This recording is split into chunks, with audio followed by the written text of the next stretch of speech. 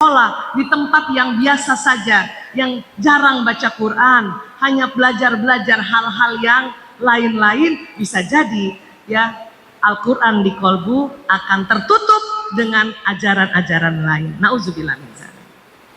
Sampai sini paham ya Bu ya? Ya baik sekarang. Jadi gimana dong Bu Aisyah? Sekarang saya udah tahu nih, otak merekam, jantung merekam, anak saya laki-laki, anak saya perempuan. Apa yang membedakan? Nah ini kita lihat.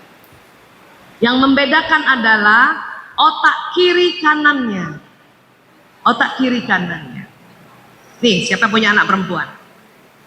Anak perempuan sejak kecil otak kiri dan kanannya kerja sambungan otaknya seimbang.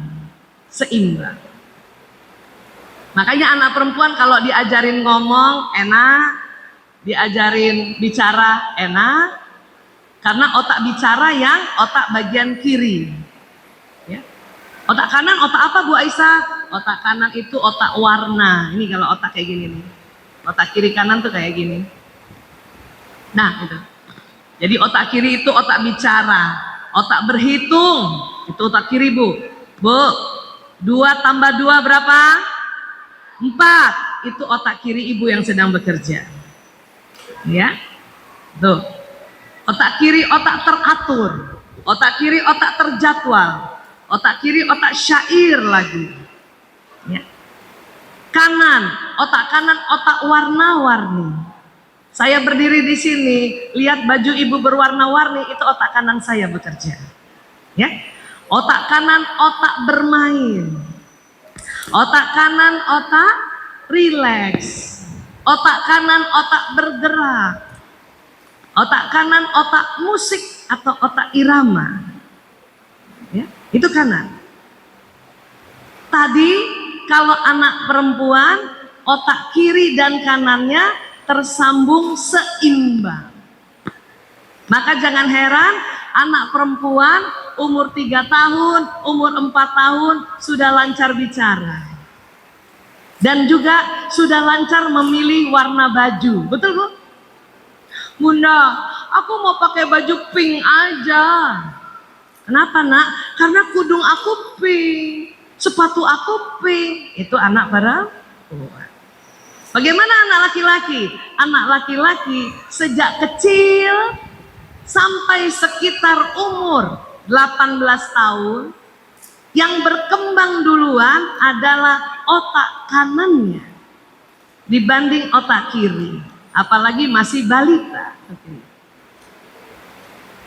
Makanya jangan heran ibu punya anak laki-laki beda dengan kakaknya yang perempuan.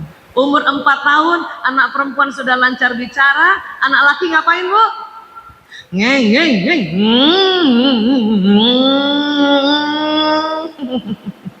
Karena otak kanan dia main, mulutnya itu main musik, ketawa anak. Ngomongnya cuman sedikit, apa? Din ya gitu. Itu anak laki-laki. Ya, paham ya Bu? Itu anak laki-laki. Makanya jangan heran anak ibu waktu balita yang laki-laki habis nonton Batman pulang jadi Batman, habis nonton Spiderman pulang jadi Spiderman.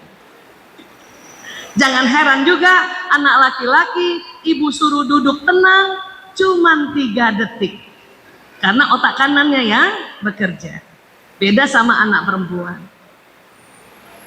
Makanya kalau mau ngajarkan bahasa atau membaca anak perempuan disuruh duduk manis, ibu kasih kertas, ada tulisan BO ala bola, ditambah sedikit gambar bola, anak perempuan sudah ngerti. Anak laki, ibu suruh duduk manis, ya 1, 2, 3, keluar lagi. Siapa punya anak laki gitu Bu? Itu berarti laki-laki banget. Kalau ibu nggak ngerti, sakit kepala. Betul? Laki-laki bagaimana? Anak laki-laki Bu, dia lebih senang kalau ibu ajarkan membaca. Mending ibu beli bolanya, ibu tulis tulisan bola di kertas besar, baru ibu tempelkan di bola itu. Itu dia cepat mengerti. Kenapa? Karena lihat benda itu di otak kanan. Bola yang warna-warni itu otak kanan. Dan bola yang bentuknya 4 dimensi bisa dimain-mainkan itu otak kanan. Otak kirinya baru tersambung. Paham ya Bu? Kapan dong Bu Aisyah otak kiri anak laki-laki juga selebar otak kanannya? Di atas umur 18 tahun. Siapa yang masih punya anak laki-laki TK dan SD? Angkat tangan. Sabar sampai dia mahasiswa. Ya. Anak laki sewaktu mahasiswa, baru keren. Baru terlihat hebatnya. Baru terlihat otak analisanya. Baru terlihat keteraturannya. Selama belum 18 tahun, anak laki-laki ibu senangnya main, senangnya lihat benda, senangnya bergerak. Ya, apalagi sekarang era gadget, senangnya pegang gadget, berarti anak ibu laki-laki banget. Ya, kenapa? Karena otak kanannya yang berkembang dulu. Kenapa Allah kasih anak laki-laki otak kanannya berkembang duluan? Karena ini persiapan untuk menjemput nafkah untuk keluarga, otak kanan. Ini persiapan untuk laki-laki bekerja. Ini persiapan untuk laki-laki kreatif. Ini persiapan untuk laki-laki bisa banyak punya pekerjaan yang dinamis di luar rumah. Ini sebetulnya. Perempuan kenapa Allah kasih otak kiri kanannya seimbang dari kecil? Karena mau dipersiapkan jadi istri. Karena mau dipersiapkan jadi ibu. Ya.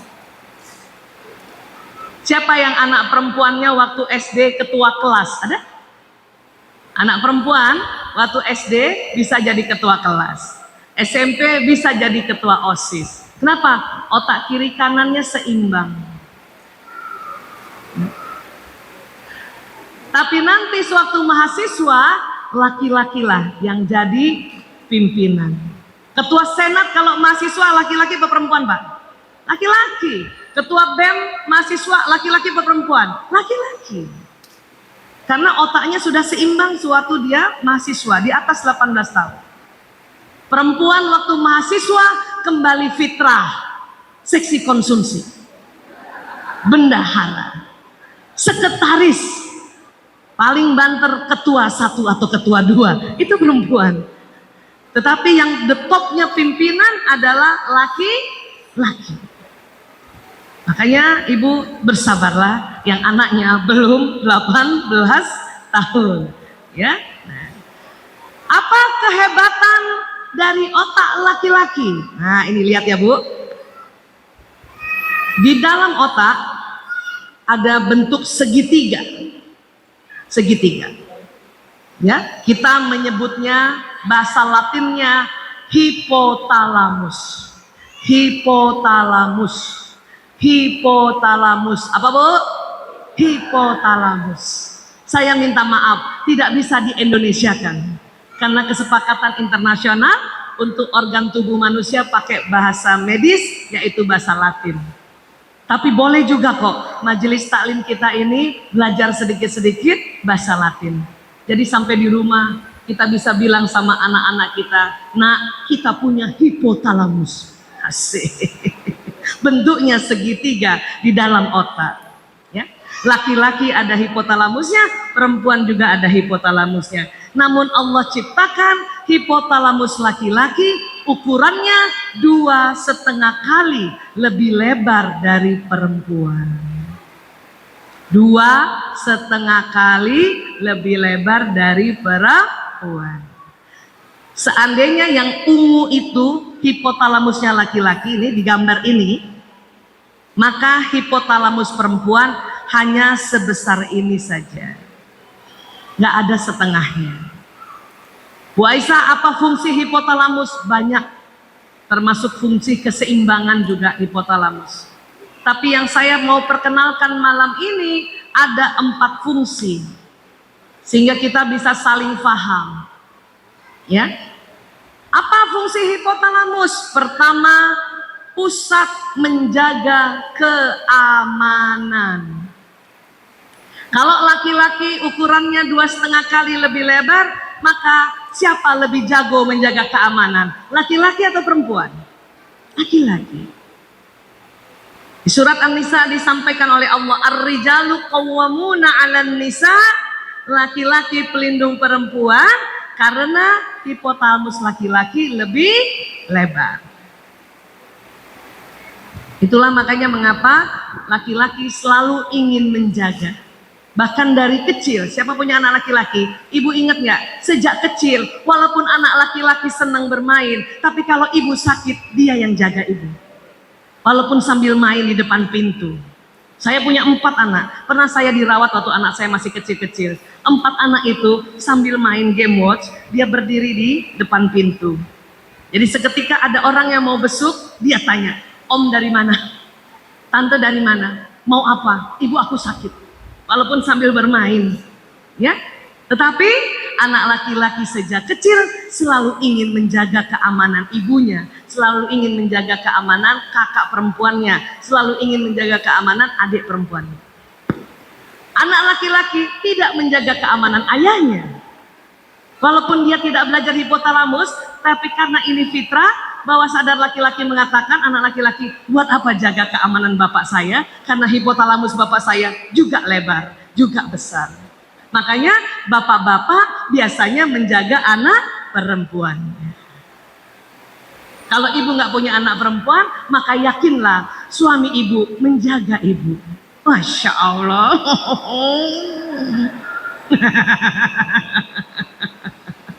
Paham itu Bu? Yakini itu.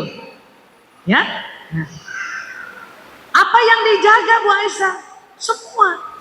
Menjaga keamanan dirinya, menjaga keamanan istrinya, menjaga keamanan anaknya, menjaga keamanan rumahnya, menjaga keamanan ekonomi. Kalau bekerja pada negara, menjaga keamanan negara.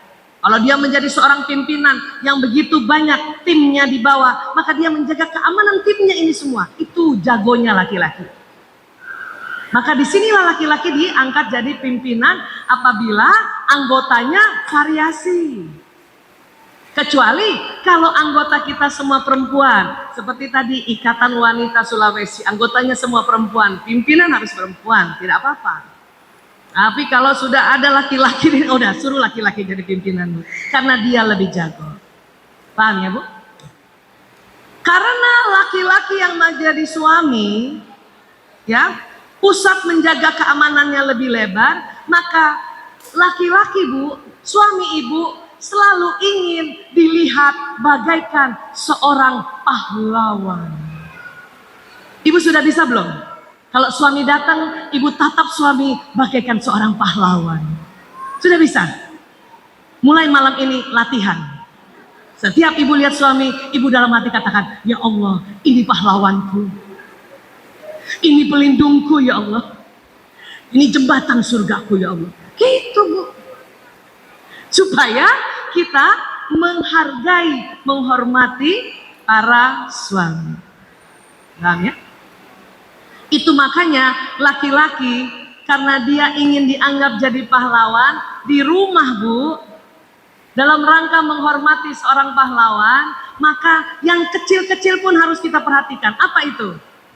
Gelas suami tidak boleh dicampur dengan orang lain. Sudah begitu Bu? Gelasnya suami sendiri?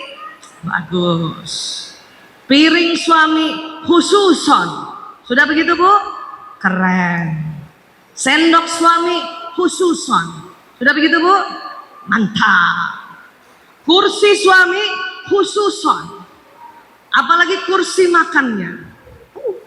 Saya melatih untuk menghormati suami, menjaga marwah kursi makan. Supaya marwahnya suami tidak jatuh. Kalau ada tamu duduk di kursi makan suami, saya akan bilang, Pak, maaf, kursi makan suami saya, Bapak sebelah sini ya, begitu. Kasih tahu dengan santun. Jangan juga kasar. Kursinya suamiku itu, pindah kok. Nah, jangan begitu. Mentang-mentang orang Bugis. Bahkan anak saya duduk di kursi ayahnya, saya selalu bilang, nak, itu kursi ayahmu nak. Nanti kamu juga kalau jadi suami dapat kursi, tenang saja. Bukan hanya caleg yang dapat kursi, tapi laki-laki di rumahnya sudah dapat kursi. Ya nggak apa-apa. Paham ya Bu?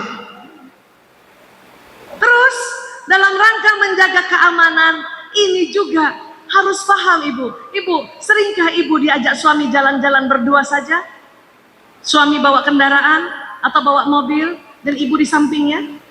Sering begitu? Pernahkah suami Ibu ya mencari alamat susah dan nyasar 2 kali? Pernahkah begitu? Pernah Bu? Pernahkah Ibu ingin bantu dengan menanyakan alamat pada orang lain? Ayah, mampir ayah. Kata suami, mau ngapain? Mampir kiri. Oh, sudah mampir kiri, buka jendela, maaf, kita tanya sama tukang parkir. Mas, jalan Dahlia di mana? Kata tukang parkir, Ibu lurus, bundaran belok kanan. Saya sampaikan sama suami, ayah, lurus, bundaran belok kanan. Apa kata suami? Udah tahu. Sebetulnya bukan gengsi Bu. Kalau suami seperti itu, ya, dan kita tiba-tiba bertanya pada orang lain, otak laki-laki, terutama hipotalamus, mengatakan bahwa sadarnya apa? Oh, istriku lebih percaya laki-laki lain dibanding aku. Lebih percaya tukang parkir dibanding aku. Itu otak laki-laki. Maka kalau Ibu mau bantu tanya, minta izin dulu. Ayah, aku tanya tukang parkir ya, boleh? Kalau suami bilang, nggak usah. Oke, nggak usah. Lanjut, jalan. Paham ya Bu? Karena bertengkarnya tuh seperti itu. Bertengkarnya seperti itu.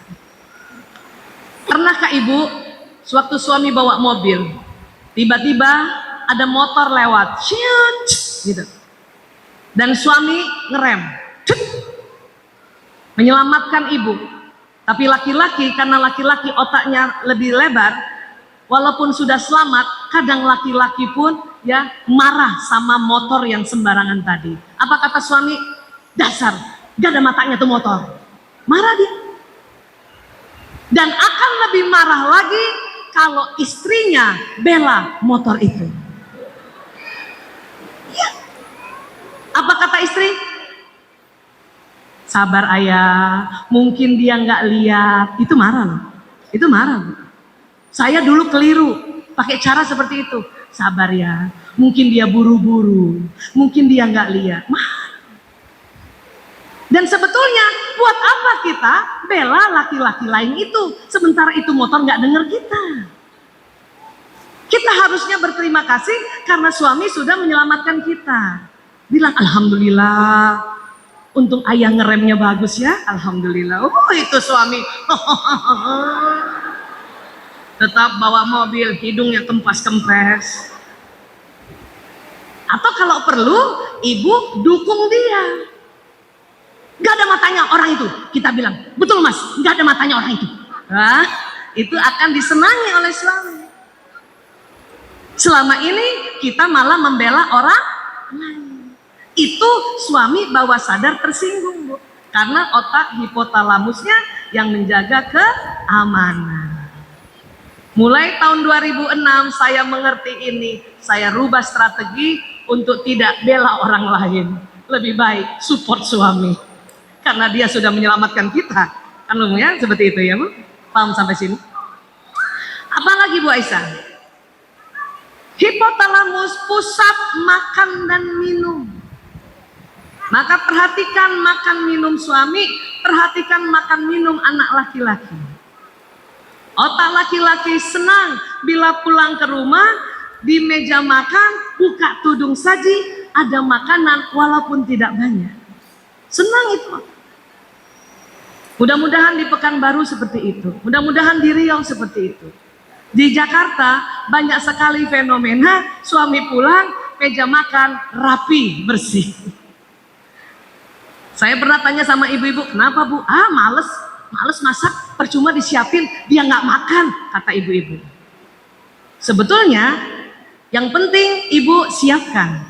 Suami mau makan atau tidak bukan urusan kita, Bu. Siapkan saja. Yang penting waktu dia buka tudung saji, ada makanan, itu cocok dengan otaknya. Ya. Dia nggak makan karena sudah kenyang, sudah Bu, tenang saja, masukkan kulkas lagi. Besok sajikan lagi. Tinggal panaskan. Yang penting dia buka tudung saji, ada makanan. Gitu. Begitu juga anak laki. Siapa punya anak laki-laki, Bu? Pantang, nasihati anak laki-laki dikala dia lapar dan haus. Nggak mau dengar. Anak laki, Bu, dia sedang kerjakan PR, tinggal 1 nomor, 9 nomor dia sudah kerjakan, 1 nomor kurang, kemudian dia bilang, Bunda, aku lapar. Lebih baik kasih makan dulu. Ibu-ibu kalau anaknya minta makan, karena pusat makan ibu-ibu kecil, apa kata ibu-ibu? Nanti aja nak, tanggung 1 nomor lagi, kerjakan 1 nomor lagi ya. Ini yang bikin anak laki-laki marah. Karena kalau anak laki-laki bilang saya lapar, itu berarti sudah setengah jam dia lapar. Begitu juga kalau laki-laki suami ibu bilang, aku lapar Bunda, itu berarti mungkin sudah setengah jam sampai 1 jam dia lapar. Ya, maka ibu segera bergegas, apakah yang bisa dimasak, ya, sebisanya. Apa yang bisa dipanaskan, panaskan. Apa yang bisa dimasak, dimasak. Kalau ibu mau selamat dunia akhirat, ya, karena ini memang pusat makan dan minum. Ya, itulah makanya, ya, ini kita perlu perhatikan nih makan minum. Walaupun bukan ibu yang masak, nggak masalah. Saya nggak bisa masak atau tidak jago masak, ya, masak yang simpel-simpel iya, tapi nggak mahir memasak. Suami saya hanya bilang, yang penting ada makanan di meja makan. Kamu masak sendiri kah? Atau pesan sama orang lain? Atau GoFood? Tidak masalah. Yang penting ada makanan. Paling tidak, ya, apa yang disuka suami itu, ya, snacknya apa, peganannya apa.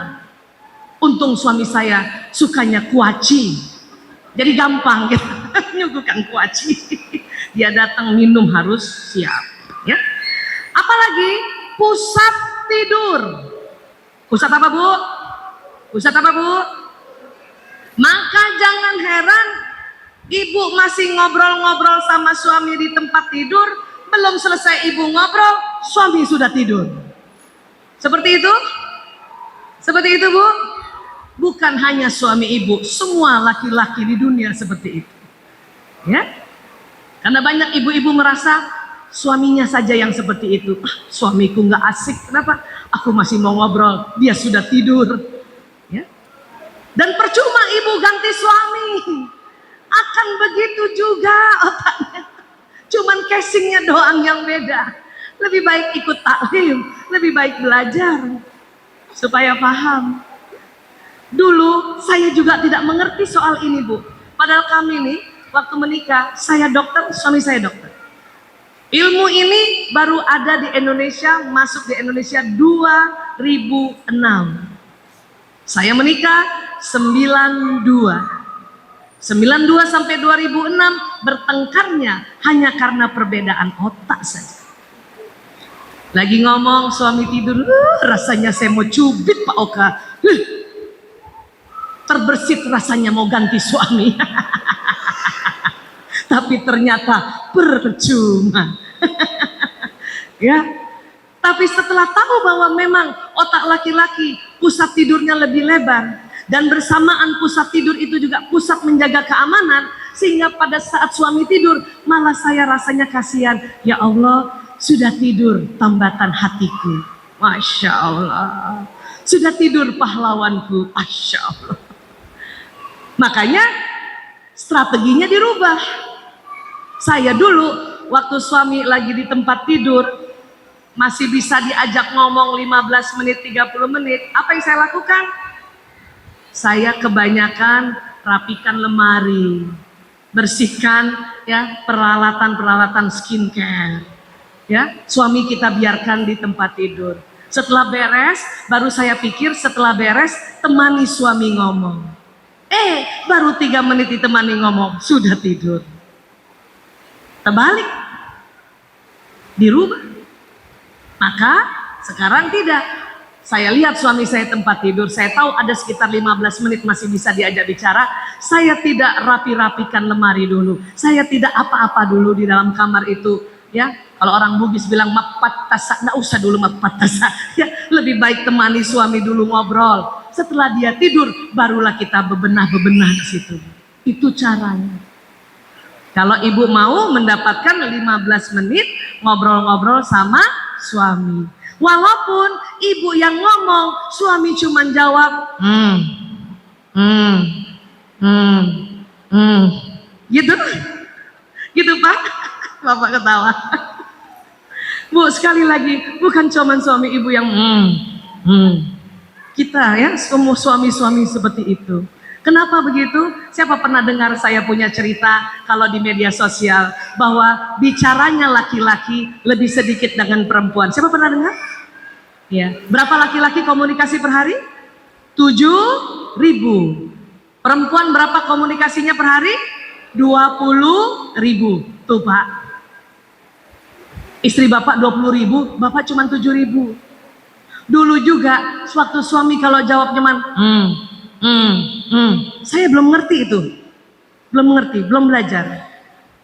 Langsung saya paranoid, tahu paranoid Bu, waham curiga. Apa saya bilang dalam hati, tuh kan, dia udah nggak sayang lagi sama aku. Sekarang saya baru paham, kenapa laki-laki malam hari cuman Kenapa? Karena 7.000 kata kuotanya sudah habis, dipakai di kantor, makanya kita cuma dapat sisa.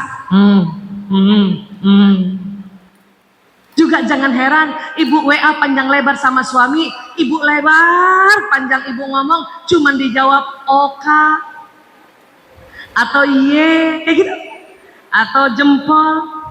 Tidak usah berlara diri ibu, nggak usah baper. Laki-laki memang irit kata-katanya. Walaupun mereka belum belajar tentang 7.000 kata, bawah sadar otaknya itu sengaja irit. Apalagi malam hari. Saya tadi minta izin Bu Widya sama suami tadi di mobil, ya doakan saya mau seminar lagi malam ini di Masjid At-Taqwa. Dia cuman tulis oka. Kalau yang tadi pagi waktu saya minta doa, ayah saya mau seminar di Masjid Al-Falah, doakan. Lebih panjang tulisannya Bu. OKEY. Oke. Lebih panjang. Terus ada di bawahnya, jaga kondisi. Ya Allah. Saya kalau suami agak panjang jawab WA, berbunga-bunga hati saya Bu. Ya, kenapa pagi-pagi masih bisa mereka panjang untuk menjawab WA? Karena 7.000 kata masih belum habis. Masih cukup untuk jawab agak panjang Bu, dibanding malam hari. Itu makanya guru laki-laki sama guru perempuan kalau mengajar di sekolah pagi sampai sore sama-sama masih bisa bicara. Tapi malam hari Pak Guru sudah diam, Bu Guru masih bicara. Itu karena 20.000 kata. Ibu kalau WA sama suami panjang lebar Bu? Ya karena kita ingin tulis semuanya.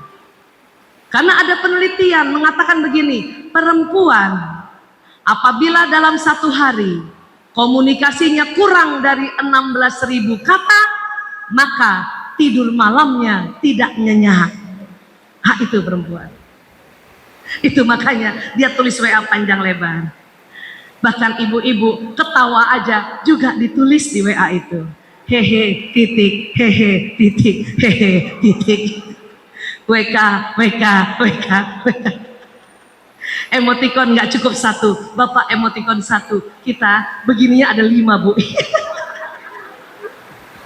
Terasa seperti itu Bu? Ya, paham ya? Mudah-mudahan dengan seperti itu ibu tidak marah lagi kalau laki-laki ibu ngomong panjang lebar cuman jawab Ibu harus bilang ya Allah, ya dia laki-laki banget. Kenapa 7.000 kata sudah habis? Paham ya Bu? Iya. Untuk itu karena pusat tidurnya lebar, laki-laki ingin ya kamarnya, sewaktu dia masuk kamar rapi, bersih, wangi. Tidak usah mahal Bu, tapi rapi, bersih, wangi. Upayakan gimana caranya. Saya sering itu parfum itu, saya semprotkan itu di bantal suami sambil bacakan salawat. Allahumma sholli wa sallim ala sayyidina Muhammad. Ya, gimana rapikan.